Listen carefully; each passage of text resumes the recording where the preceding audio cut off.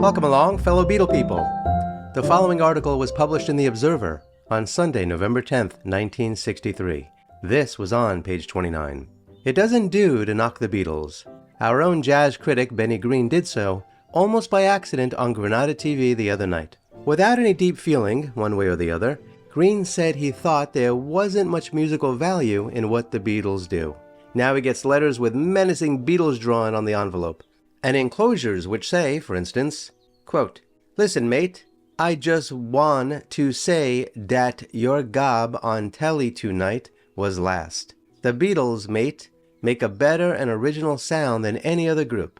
If you think you can make an original sound from your trumpet and sax, then record it and see if people will buy it and mob you and queue up for you for days. If there were more groups as good as the Beatles, this land we call Eng would be gear. So go buy yourself a surgical boot and go criticize yourself some, jazz." End quote. Actually, dissenting voices are few and nervous. People may be found along London's Tin Pan Alley who say, quote, "Don't quote me, but," end quote. What they go on to say is never very harsh. They simply deny that the Beatles are creating an entirely new sound. Quote, "Speaking off the record and as a musician," end quote, one of them said, and the quote continues, "So far as I'm concerned, the Mersey sound is no different from what the Shadows were doing 2 or 3 years ago. It's louder, a terrific beat, but it's still rock and roll music," end quote. You won't find the Beatles themselves eager to deny this. There's an accumulating archive of the Beatles at the Beatles press office and Fans Club headquarters, over a bookshop near Soho featuring in its window The Psychology of Sexual Emotion. Here, one of the group is shown as saying, quote, "This Liverpool sound, well, we tend to think it's a lot of rubbish, really," end quote. But Mr. George Martin thinks differently. He is chief record producer at EMI, now making the booming Beatles discs. Elegant and relaxed, with Prince Philip good looks, Mr. Martin is everything not usually associated with pop records. Quote, "I didn't make the Beatles," he says. "They would have been great anyway," end quote. And he is quite sure they have made a new sound, that the sound before the Beatles was an amalgam of Cliff Richard and the Shadows, and that the Beatles sound will be the pattern until the next pop mutation happens. But people are evidently drawn to the Beatles by factors other than the extraordinary noise they make. The main body of truly obsessed fans, the compulsive screamers, seem to be extremely young, taking in the 10 to 12 age group, as well as the teenagers. But even the grown-ups, who reacted with sharp distaste to the Elvis Presley cult a few years back, now speak about the Beatles with real affection. Even the Queen Mother seems to have been impressed. She talked to the Beatles after the Royal Command performance the other night. She asked them where they would be appearing next, and they said Slough. "Ah," said the Queen Mother, with obvious approval, "that's quite near us." Musicians may find nothing unique in the Mersey sound, but the Beatles are broadcasting the true and unique voice of Liverpool's working class, and this is what most people admire. The Beatles were all born during the Blitz on Merseyside. They have grown up in a tough, violent city and have developed an immense self-confidence. The Daily Worker has cashed in on their Mersey sound, calling it the voice of 80,000 crumbling houses and 30,000 people on the dole. The Beatles songs are certainly defiant, like numbers from a pop opera about a Council Flats rent strike. The working class accent is exaggerated, not refined away, but made to sound as crude as it can be. But the tone is triumphant, not resentful. For the Beatles, the battle seems over and won, and now they're friends with everybody. Their fans are classless. A lot of the mail reaching Monmouth Street comes from public schools. Mr. Tony Barrow, the Beatles press officer and record critic for the Liverpool Echo, thinks they're a success with the adult world, in particular because they epitomize Northern man, his naturalness, directness, the truthfulness behind those hard and knobby faces. We found a 14-year-old high school girl taking the same line. Quote, "Well, you usually think of film stars, pop singers, etc., as living in glamorous places, Hollywood and so on, but the Beatles aren't like that. It's Liverpool, where the cars come from," end quote. Others, mainly in the mid-20s age group, are for the Beatles because they represent a break with America. They started with a revolt against the Elvis cult and has run through Tommy Steele, Lonnie Donegan, Cliff Richard, a local national pop with strong working class do-it-yourself undertones. The fans now have people they can identify with directly, instead of a remote American hero on a record. The same group also find the Beatles typical of a trend towards decency, crude, but direct about sex instead of sly and sentimental. High professionals with nothing bogus about their act. The ancient British hairdos and the group's clothes may strike the older generations as bizarre, but the young ones observe only that they are impeccably neat. The Beatles are intelligent too. They've got quite a few O levels between them. It's how Mr. Martin puts it, they talk in a goonish, witty way, and it all comes straight from under their own mops.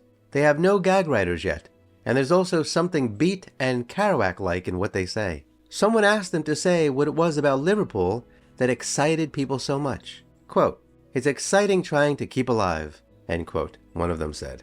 There may be no special Mersey sound, but the Beatles were born out of a staggering local upsurge of pop music groups.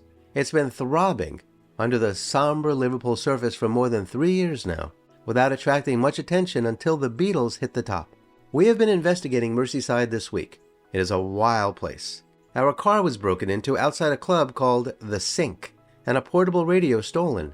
We have discovered a kind of frenzy to get on in the Mersey beat scene. One group called The Undertakers wear top hats and black crepe, and have loudspeakers shaped like coffins.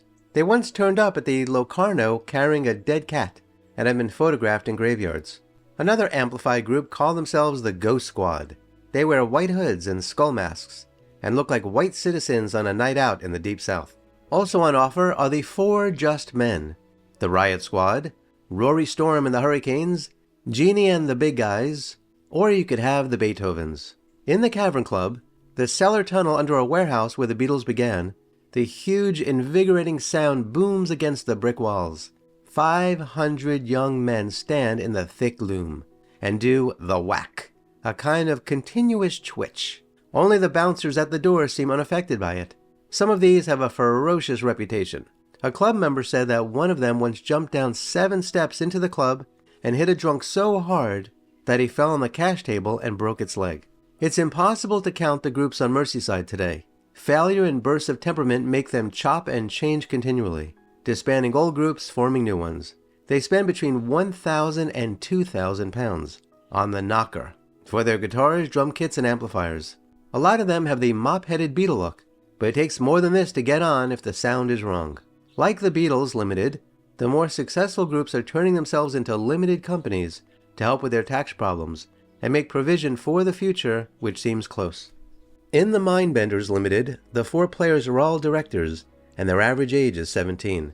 They wear pink shirts, high-heel boots, tight blue leather, and horse brasses. Most of the beat clubs are in halls and old cinemas beyond the city center. They're all doing excellent business. Some of the smaller clubs in the middle of Liverpool don't have groups, but just play records under purple lights and sell coffee. One of these is The Sink, a cellar room under a snack bar called the Rumblin' Tum. Members are issued with a black sink plug on a chain instead of cards. There are plenty of experts in Liverpool willing to explain the sound. A young man in a black leather jacket said the city is a crude place, and the sound is crude, with an emphatic beat. One of the successful local promoters said, quote, "There's realism in this city. It's a city of mixtures, but it's also grubby and very crude. Fundamentally, the music is like that, with the trad sound. The musician saying, 'I'm doing you a favor. Sit still and listen.' It's not like that with the beat. It tells everyone to join in, makes them join in." But Liverpool's also a seaport, edged up against a wide estuary, a kind of dead end, with a tremendous sense of community. And it's also in touch with America. New sounds reach Liverpool before anywhere else in the island, because young seamen bring home with them American pop records not yet released in Britain. Liverpool seems to breed self-assured, vital young men who are jumping in early boyhood and nowadays learning the guitar by ear from pop records as soon as they are big enough to hold one. They have a ganging up tradition, street gangs at one extreme, boys' clubs at the other. The gangs, clubs, and groups rate loyalty very high, and the unforgivable sin is big-headedness. The Beatles are still enormously popular in their hometown because they've avoided this breach of ethics. In fact, the Beatles are strong on ethics altogether. At early record-making sessions, they regarded overdubbing with suspicion, until Mr. Martin convinced them it was no more unethical than an electric guitar. If anyone shows off in a Liverpool group performance, he's liable to have someone pull out the plug of his electric guitar in mid-phrase. The Sound has its own newspaper, the Mersey Beat. It costs $6 and sells 30,000 copies a fortnight. Bill Harry, the editor, works in an office above a wine shop. He says the current sound movement developed from the skiffle phase, which for some reason stayed on in Liverpool when it died in the rest of the country. The first group to play in the present style was Rory Storm and the Hurricanes, who started up in Liverpool 7 years ago and are now working in Germany.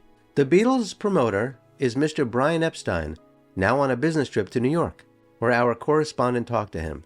He is a handsome, poised, urbane young man, rather amused by the highbrow interest now being taken in the group he helped to make famous. He is a director of a family firm owning 3 record shops in Liverpool. His interest in the Beatles dawned when youngsters started crowding into one of these shops and demanding with a special intensity records of a pop group he didn't know about. Mr. Epstein said he used no special forms of promotion to put over the Beatles. They just caught on like wildfire. A case of spontaneous combustion in the pop cult. He says his problem is to keep up with them. He thinks the fact that they write their own songs and music is an essential part of their authentic quality. Our correspondent does not get from Mr. Epstein the impression of a brilliant manipulator, but of a shrewd young man who has caught the lightning.